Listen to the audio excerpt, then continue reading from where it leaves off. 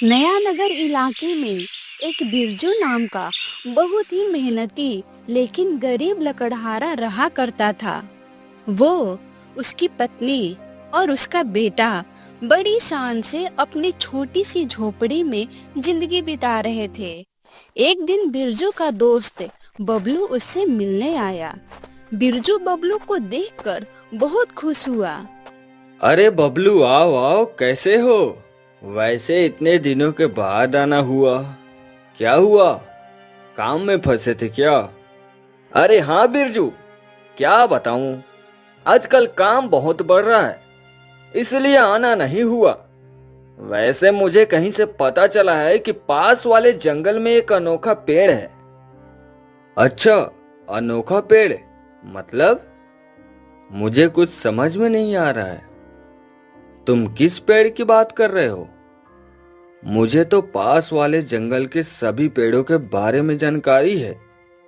यह कौन सा नया और अनोखा पेड़ है? दरअसल मुझे उसके बारे में उतनी जानकारी है नहीं, लेकिन सुना है कि वो पेड़ बहुत ही खास और अनोखा है, क्योंकि हमारे पूरे देश में ऐसा पेड़ है ही नहीं। और अगर किसी लकड़हारे को उस पेड़ की लकड़ी मिल जाए तो समझो उसका नसीब खुल गया, क्योंकि उस पेड़ की लकड़ी इतनी महंगी है कि शायद हीरे जवाहरात भी उतने महंगे ना हो। बबलू की ये बात सुनकर बिरजू बहुत ही खुश हो गया और वो बबलू से कहने लगा। क्या बबलू, ये तुम क्या बात कर रहे हो? क्या सच में ऐसा पेड़ उस जंगल में मौजूद है? अरे हाँ बिरजू, मैं सच बोल रहा हूँ, क्योंकि ये बात मेरे बहुत सारे दोस्तों ने मुझे बताई है। अगर किसी एक ने कोई बात बताई हो तो हम शायद उस पर भरोसा ना भी करें, लेकिन इतने सारे लोग एक ही बात कह रहे हैं, इसका मतलब तो ये है कि खबर बिल्कुल पक्की है। अरे वाह बबलू, ये तो तुमने बहुत ही जबरदस्त खबर सुनाई है। फिर अचानक बबलू के चेहरे पर चिंता के हाव भाव छा गए। तभी बिरजू ने उससे पूछा। अरे बबलू, क्या हुआ? अचानक चिंता में क्यों नजर आ रहे हो? बताओ, घर पर कुछ तकलीफ है क्या? अरे नहीं नहीं बिरजू, दरअसल मुझे तुमसे कुछ और भी कहना है। उस पेड़ तक पहुंचना इतना आसान काम नहीं है बिरजू, क्योंकि उस पेड़ तक पहुंचने के लिए कई सारी बाधाएं पार करनी पड़ती है। क्या? क्या मतलब बबलू? सबसे पहले तो उस पेड़ से अगर तुम्हें वो लकड़ी चाहिए तो तुम्हें अकेले ही वहां पर जाना होगा, और तुम्हें 20 बरगद के पेड़ पार करने हैं। क्या? 20 बरगद के पेड़? अरे आज तक मैंने 2-3 बरगद के पेड़ कभी पार नहीं किए। 20 बरगद के पेड़ पार करने हैं? इसका मतलब तो रास्ता बड़ा ही कठिन है और लंबा भी है। अरे बिरजू, इसीलिए तो मैं चिंता में आ गया हूँ। यह खबर तो बिल्कुल पक्की है, लेकिन उस अनोखे पेड़ तक पहुंचने का रास्ता बड़ा ही कठिन है। अगर तुम चाहो तो मैं खुद तुम्हारे साथ आ सकता हूं, लेकिन शर्त के हिसाब से तुम्हें अकेले ही उस पेड़ तक पहुंचना होगा। हाँ बबलू, तू बात तो सही कह रहा है, लेकिन मैं वहां जरूर पहुंचूंगा, क्योंकि मुझे किसी भी चीज से डर नहीं लगता, और जंगल से डर, वो तो मुझे कभी नहीं लगता। तू बिल्कुल फिक्र मत कर। अब मैं उस अनोखे पेड़ की लकड़ी को खोजने जरूर चला जाऊंगा। वैसे तुमने मुझे ये खबर सुनाई, इसके लिए तुम्हारा बहुत बहुत धन्यवाद बबलू, क्योंकि हर एक दोस्त सच्चा नहीं होता। लेकिन आज मुझे पता चल गया कि तू मेरा बिल्कुल ईमानदार और सच्चा दोस्त है। तुम चाहते तो तुम खुद उस अनोखे पेड़ की लकड़ी को बेचकर माला माल बन सकते थे, लेकिन तुमने मेरे बारे में सोचा। अरे बिरजू, उसमें क्या, चलो मैं चलता हूँ, लेकिन तुम ध्यान से, और हाँ याद रखना, तुम्हारे साथ कोई नहीं होगा। तुम्हें अकेले ही उस अनोखे पेड़ तक पहुंचकर उसकी लकड़ी लानी है, क्योंकि उस पेड़ की लकड़ी पास वाले जबलपुर इलाके की बाजार में बहुत महंगी बिक रही है। याद रखना, तुम्हारी गरीबी तुम्हारे सामने कोई बड़ी बात नहीं है। तुम खुद अपने हाथों से अपनी गरीबी दूर हटा सकते हो। और हाँ बिरजू, एक बात और है, वो लकड़ी लाने का मौका सिर्फ एक ही बार मिलेगा। अगर तुमने वो पेड़ एक बार देख लिया तो तुम्हें उस पेड़ की लकड़ी तोड़नी ही तोड़नी है। ऐसा नहीं कि आज पेड़ देखा और कल जाकर पेड़ की लकड़ी तोड़ ली, क्योंकि ये मौका जिंदगी में सिर्फ एक ही बार मिलता है। तो तुम्हें जो भी करना है सिर्फ एक ही बार में करना है, बार बार ये मौका नहीं मिलने वाला। अच्छा ठीक है ठीक है, मैं एक ही बार में उस पेड़ की लकड़ी लेकर आ जाऊंगा।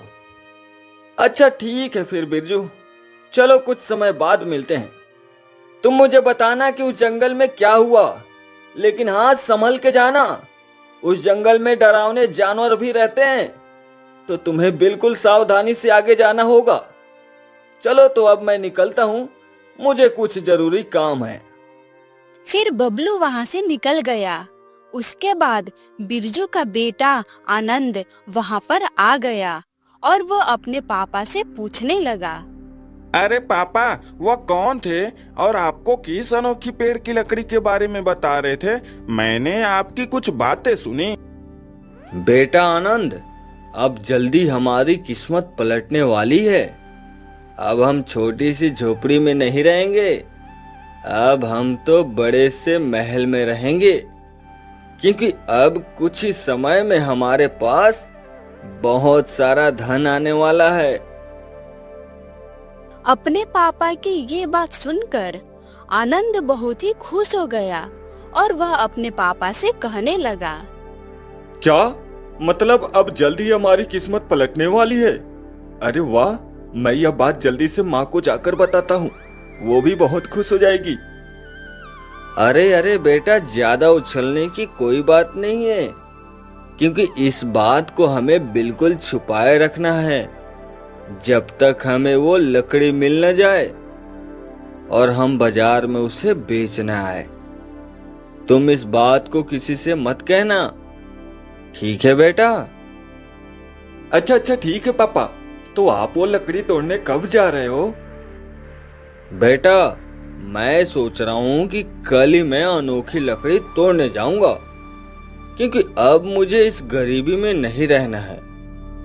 मुझे बहुत सारा धन चाहिए, और वो भी जल्द से जल्द। मुझे मेरे, तुम्हारे और तुम्हारी माँ की सभी सपने पूरे करने हैं बेटा। मैं अब और इंतजार नहीं कर सकता। मैं कल सुबह होते ही वो अनोखी लकड़ी तोड़ने के लिए जंगल चला जाऊंगा। अच्छा तो पापा, क्या मैं भी आपके साथ आऊं? क्योंकि मुझे भी वो अनोखा पेड़ और वो अनोखी लकड़ी देखनी है। अरे नहीं बेटा, तुम मेरे साथ उस पेड़ की लकड़ी देखने के लिए नहीं आ सकते, क्योंकि शर्त के मुताबिक मुझे अकेले ही वहां पर जाना होगा। लेकिन बेटा, सोच रहा हूं कि बोलते बोलते बिरजू किसी गहरी चिंता में चला गया। आनंद ने यह देखकर उससे पूछा। अरे पापा, क्या हुआ? आप इस तरह से गहरी सोच में क्यों चले गए? क्या बात है? उन चाचा ने आपसे कुछ और भी कहा था क्या? हाँ बेटा, बबलू बोल रहा था कि मुझे उस लकड़ी तक पहुंचने के लिए 20 बरगद के पेड़ पार करने हैं, और आज तक मैं जंगल में जितना भी गहरा गया हूँ, 2-3 बरगद के पेड़ से ज्यादा मैंने देखे नहीं है।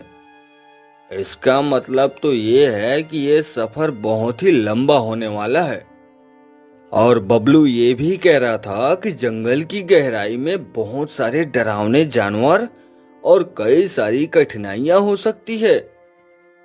अच्छा तो पापा, आप जंगल में लकड़ी लाने के लिए मत जाना, क्योंकि मुझे आपसे ज्यादा किसी भी धन से प्यार नहीं है। मैं धन के बगैर रहूंगा, लेकिन अगर आपको खोया तो मैं जी नहीं पाऊंगा। पापा, आप उस जंगल में लकड़ी तोड़ने के लिए मत जाइए, क्योंकि यह सफर बहुत ही खतरनाक साबित हो सकता है। पापा नहीं नहीं आनंद, अब चाहे जो हो जाए, मैं इस सफर पर जाऊंगा, मतलब जाऊंगा।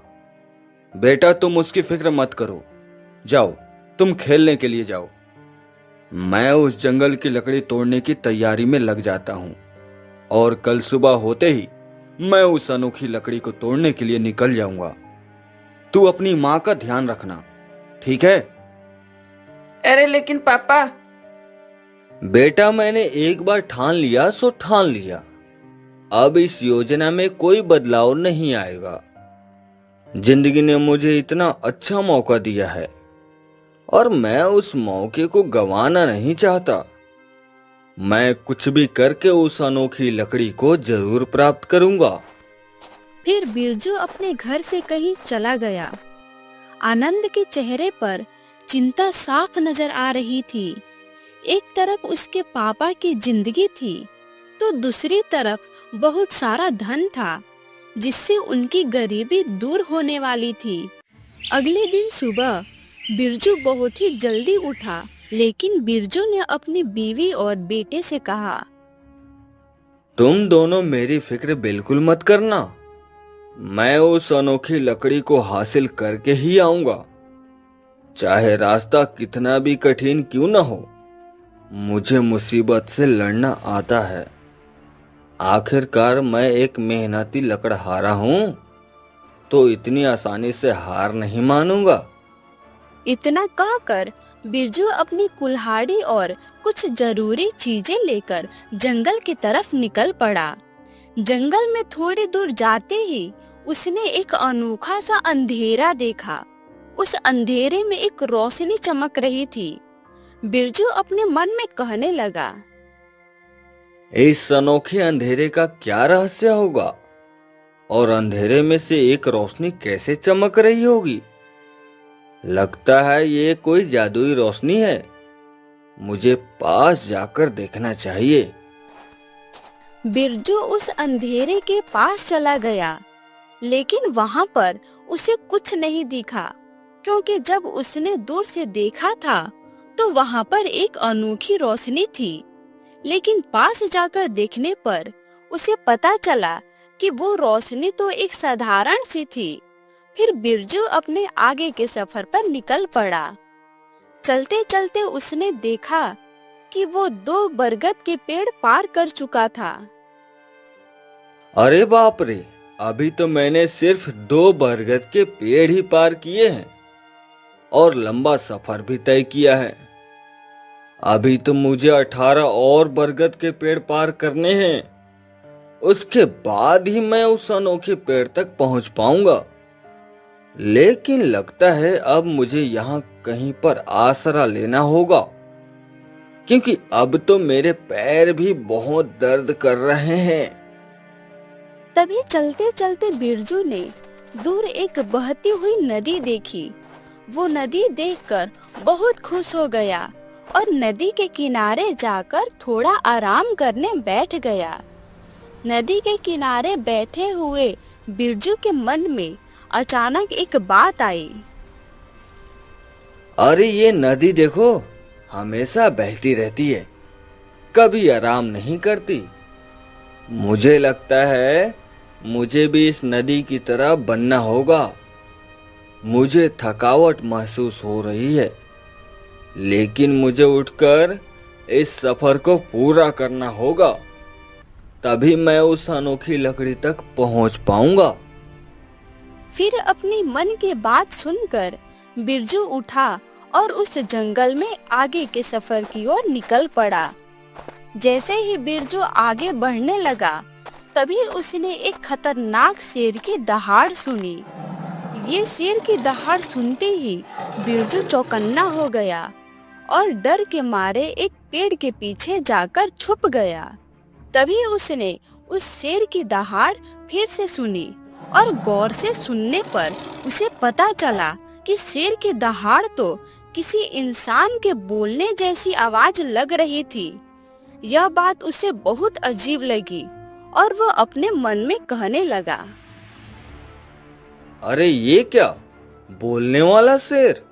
लगता है ये कुछ अजीब बात है। मुझे पास जाकर उस शेर को अच्छे से देखना चाहिए। ताकि पता चले कि बात क्या है।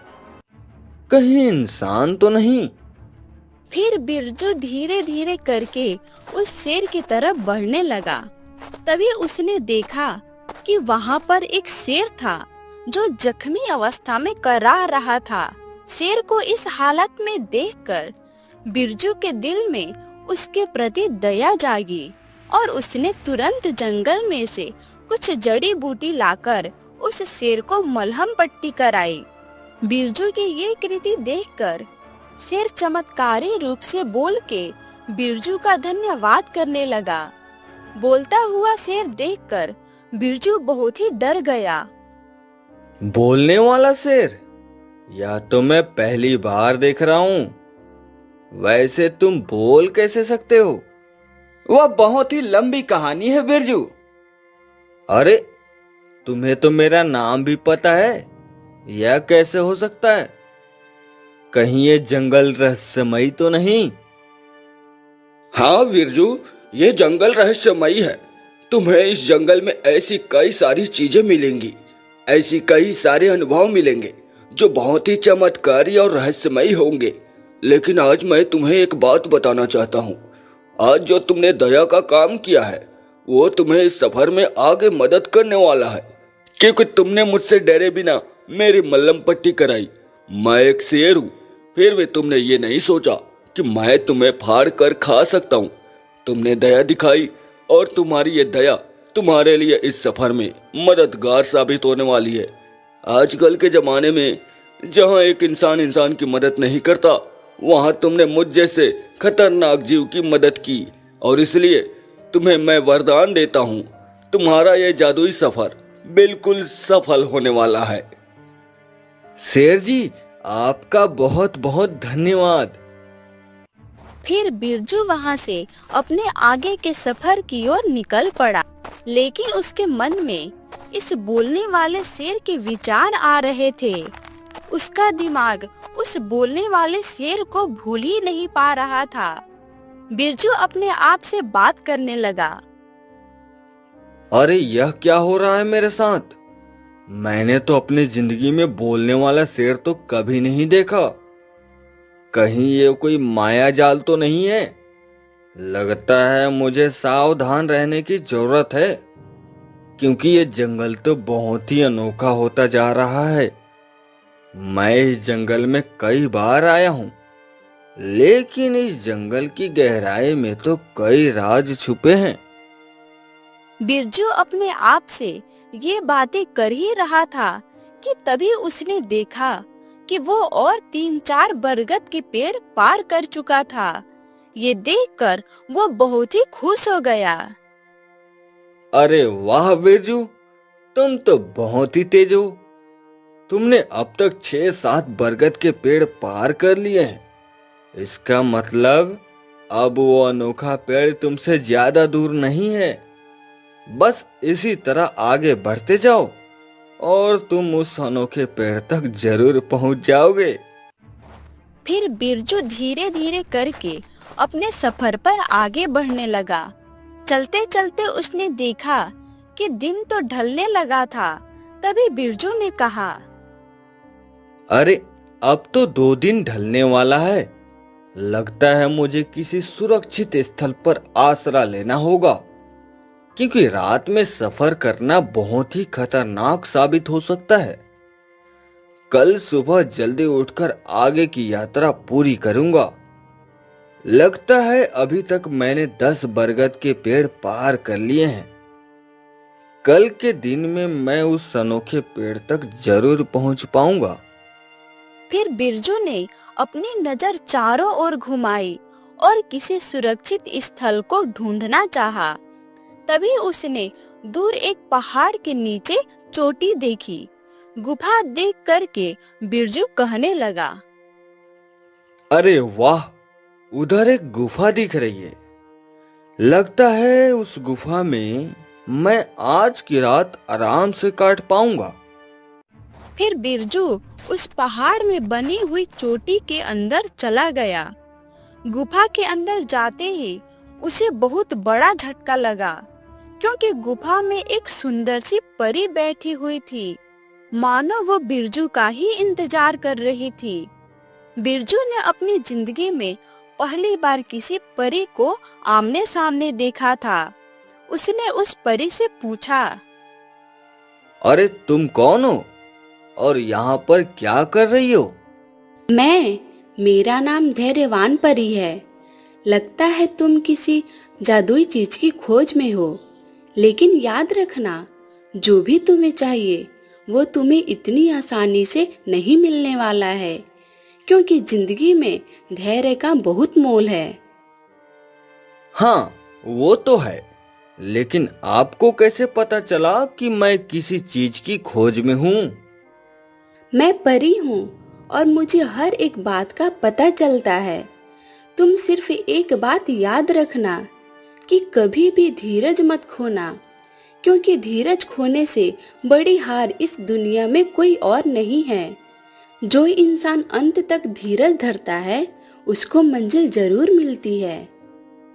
हाँ, आपकी बात तो सही है, क्योंकि धीरज बहुत महत्वपूर्ण चीज है और इसलिए तो मैं इस सफर पर आगे निकला हूँ।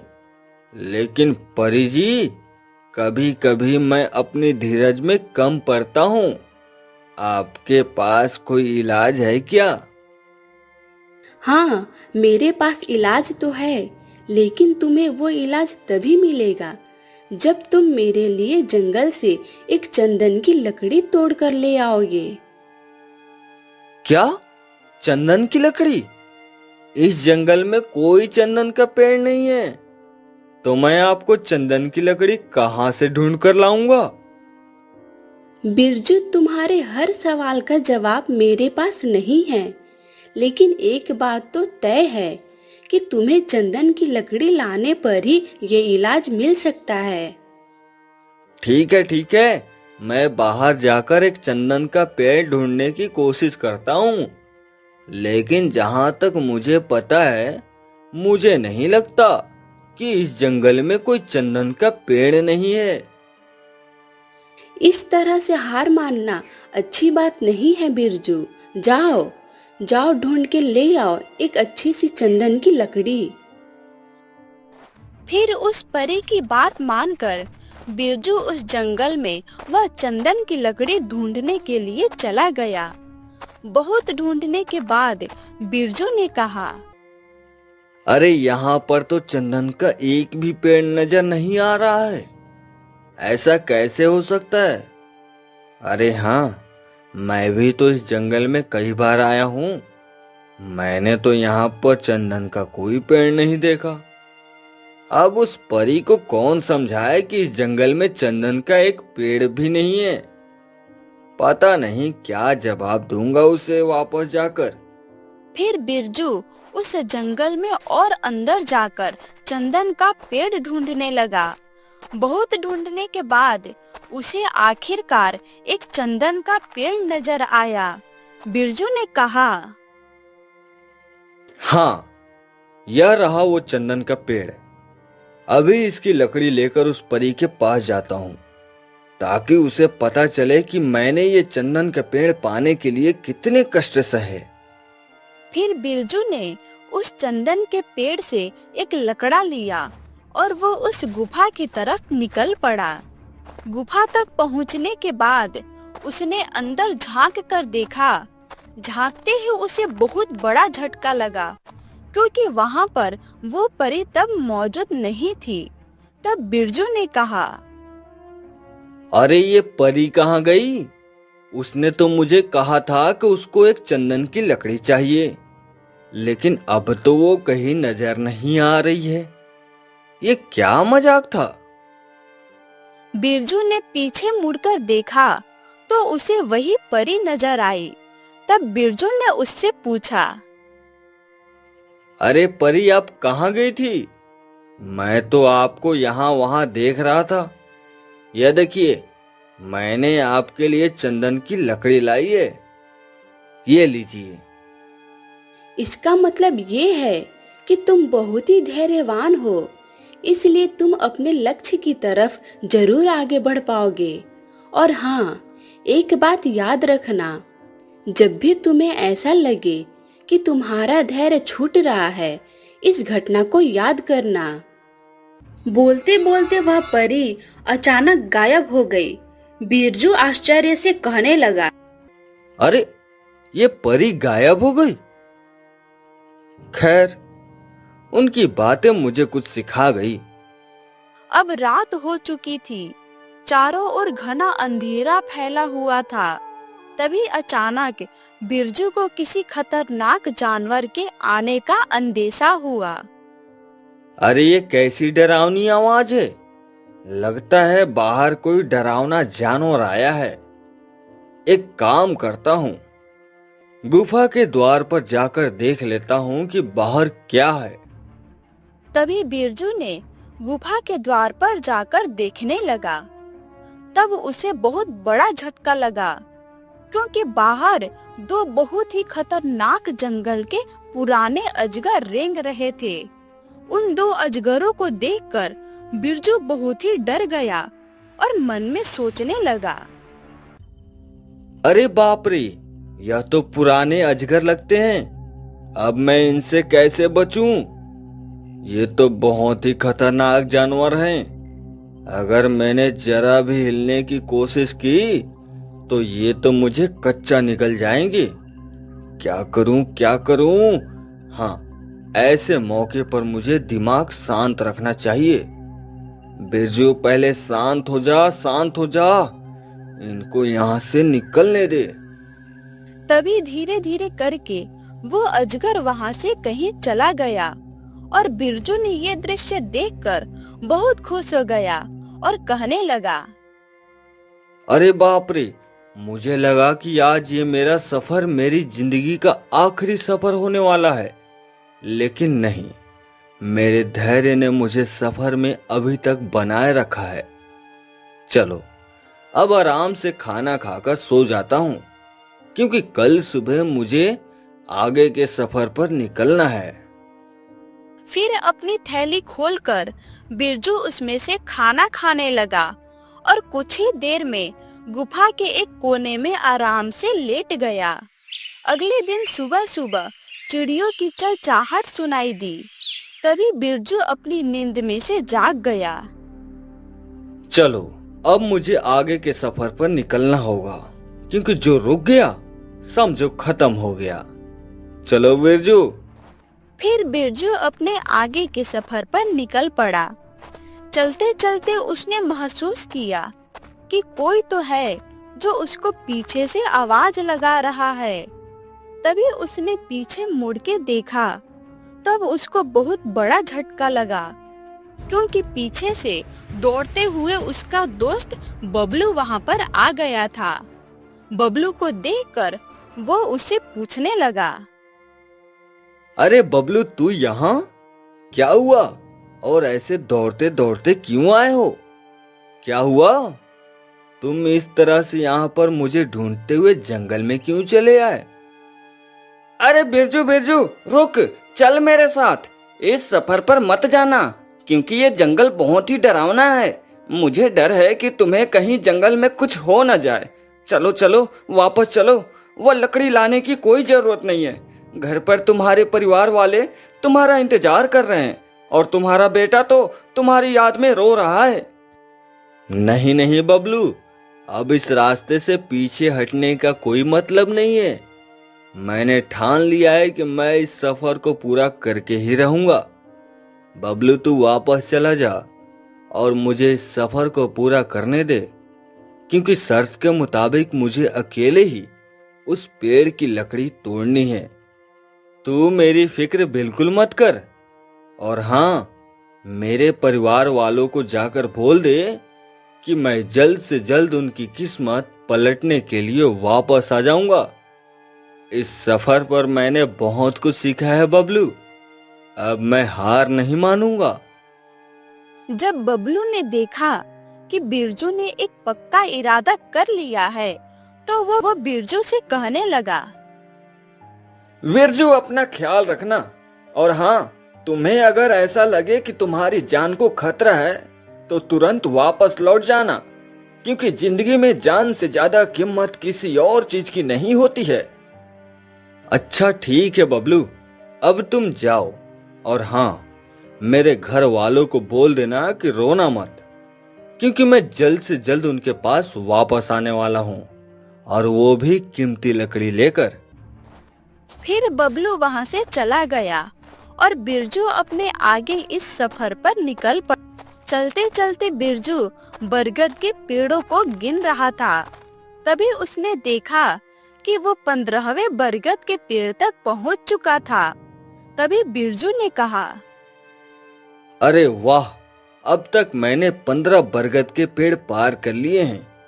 इसका मतलब तो ये है कि अब जल्द ही मैं उस अनोखी लकड़ी के पास पहुंचने वाला हूं। बस अब कुछ ही देर और मेरी और मेरे पूरे परिवार की किस्मत पलटने वाली है।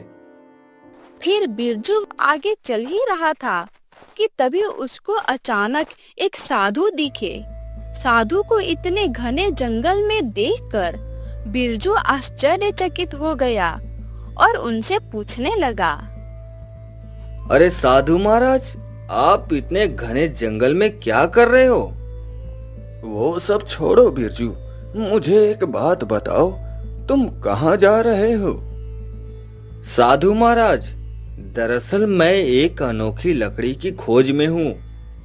मेरे एक दोस्त ने मुझे बताया है कि इस जंगल में 20 बरगद के पेड़ पार करने के बाद एक अनोखा पेड़ है, जिसकी लकड़ी पास वाले बाजार में बहुत महंगी बिक रही है, और इसलिए मैं जंगल में वो लकड़ी तोड़ने के लिए आया हूँ, ताकि मैं मेरे परिवार की गरीबी दूर हटा सकूं। अरे बिरजू, बात तो तुम बड़ी सियानी कर रहे हो, लेकिन याद रखना, जिंदगी में हमें जो चाहिए उसको हासिल करने के लिए कड़ी मेहनत ही सबसे उचित मार्ग है।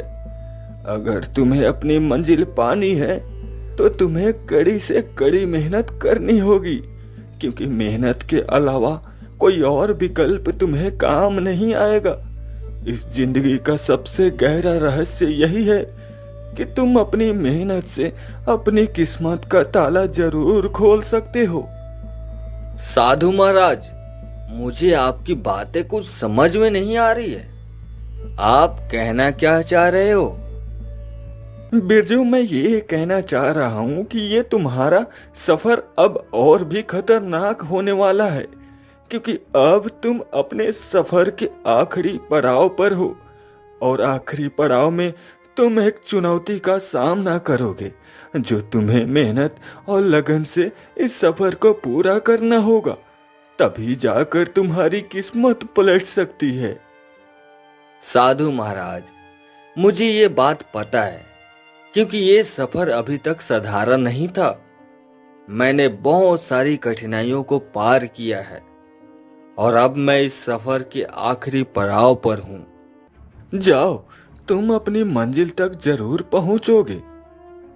फिर वो साधु महाराज वहां से अचानक गायब हो गए और बिरजू अपने आगे के सफर पर निकल पड़ा।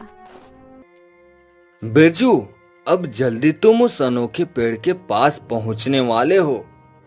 चलते चलते बिरजू ने देखा कि वो सभी 20 बरगद के पेड़ पार कर चुका है। वो बहुत ही खुश हो गया और खुशी से झूमने लगा। अरे, अब तो मैंने सभी बरगद के पेड़ पार कर लिए हैं। इसका मतलब वो अनोखा पेड़ तो यहीं कहीं आसपास होना चाहिए।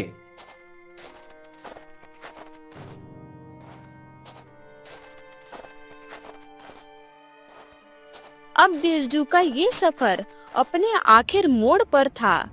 बिरजू थोड़ा चलते चलते आगे पहुंच गया। उसने आंख उठाकर देखा तो उसको बहुत बड़ा झटका लगा, क्योंकि सामने तो गर्म पानी से बहती हुई एक बहुत ही खतरनाक नदी बह रही थी, जिसके उस पार एक चमकता हुआ पेड़ दिखा, जो सूरज से भी तेज चमक रहा था। तब बिरजू को पता चला कि वो तो वही पेड़ है जिसकी खोज में वह निकला था। पेड़ को देख के वो अत्यंत खुश था, लेकिन अरे बाप रे, ये क्या? पेड़ तो दिख रहा है, लेकिन सामने तो गर्म पानी से बहती हुई खतरनाक नदी है। मैं इसे कैसे पार कर सकता हूँ? अगर मैंने इसमें छलांग लगाकर तैरने की कोशिश की तो मैं वहीं पर झुलस जाऊंगा। क्या करूं? उस पेड़ तक पहुंचना तो बहुत ही जरूरी है। बिरजू अपने आप से ये बातें कर ही रहा था कि तभी अचानक से उस नदी में से एक मगरमच्छ बाहर आया। मगरमच्छ को देखकर बिरजू पीछे हटा, लेकिन वो मगरमच्छ चमत्कारी तरीके से बिरजू से बात करने लगा। अरे बिरजू, डरो मत। मुझे उस परी ने भेजा है जो तुम्हें कल मिली थी। आओ, मेरी पीठ पर चढ़ जाओ। मैं तुम्हें इस नदी को पार कराता हूँ। मुझे पता है कि तुम उस अनोखे पेड़ की लकड़ी लेने आए हो। बोलने वाला मगरमच्छ देख के वो अचंभित रह गया। मगरमच्छ की ये बात सुनकर बिरजू सोच में पड़ गया, क्योंकि वो जानता था कि मगरमच्छ एक आदमखोर जानवर है। इसलिए वो मगरमच्छ की बातों पर भरोसा नहीं कर पा रहा था। तभी मगरमच्छ ने उससे पूछा, अरे बिरजू, डरो मत। मैं तुम्हारी मदद के लिए आया हूँ। मैं तुम्हें इस नदी को पार कराऊंगा। तुम वहां से लकड़ी तोड़ना, फिर मैं वापस तुम्हें इस छोर पर लाकर छोड़ दूंगा। तुम बिल्कुल फिक्र मत करो। डरते डरते बिरजू ने उस मगरमच्छ की बात सुनी और वो उसकी पीठ पर जाकर खड़ा हो गया। धीरे धीरे करके मगरमच्छ ने बिरजू को नदी के उस पार पहुंचा दिया। बिरजू बहुत ही खुश हुआ था। सामने वो अनोखा पेड़ देखकर बिरजू खुशी से झूमने लगा।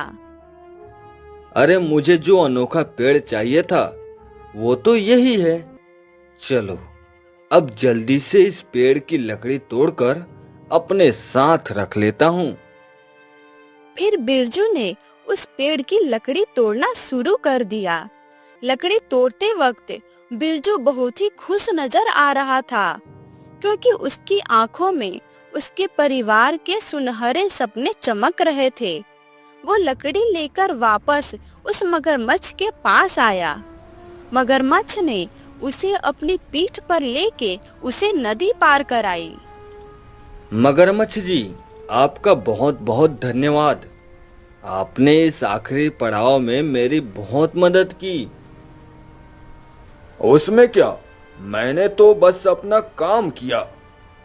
फिर मगरमच्छ धीरे धीरे करके पानी में चला गया और बिरजू अपने साथ वो उस अनोखे पेड़ की लकड़ी लेकर अपने घर लौट आया। अपने पापा को देखकर आनंद बहुत ही खुश हो गया। बिरजू की बीवी बहुत ही खुश नजर आ रही थी। उस लकड़ी ने बिरजू और उसके परिवार को एक नई जिंदगी की राह दिखाई थी, और ये सब मुमकिन हुआ था बिरजू के अटूट धैर्य और जबरदस्त आत्मविश्वास के कारण।